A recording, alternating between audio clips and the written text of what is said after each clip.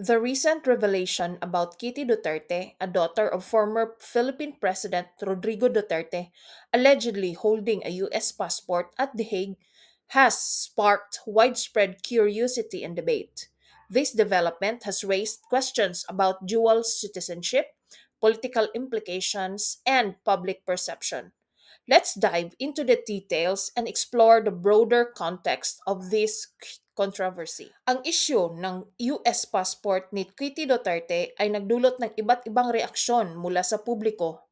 Para sa ilan, ito ay simpleng usapin na personal na karapatan. Ngunit para sa iba, ito ay may mas malawak na implikasyon sa pananagutan ng mga pampublikong personalidad.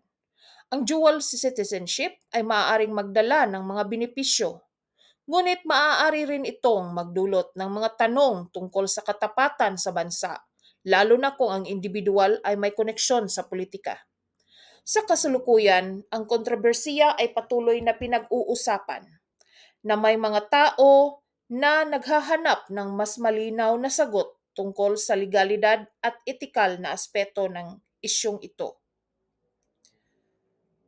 The concepts of jus soli and jus sanguinis.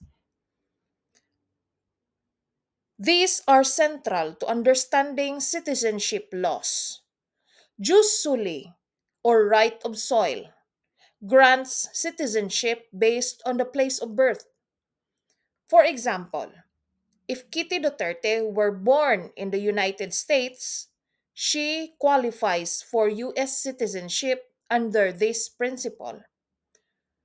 On the other hand, jus sanguinis, or right of blood, determines citizenship through parentage. In the Philippines, citizenship is primarily based on jus sanguinis, meaning that if Kitty's parents are Filipino citizens, she would also be considered a Filipino citizen regardless of her birthplace. Kitty Duterte's situation might involve a combination of these principles, depending on her birthplace and her parents' citizenship. This duality could explain her alleged position of a US passport while still being recognized as a Filipino citizen. The debate around her citizenship highlights the complexities of these legal frameworks and their implications for individuals with ties to multiple countries.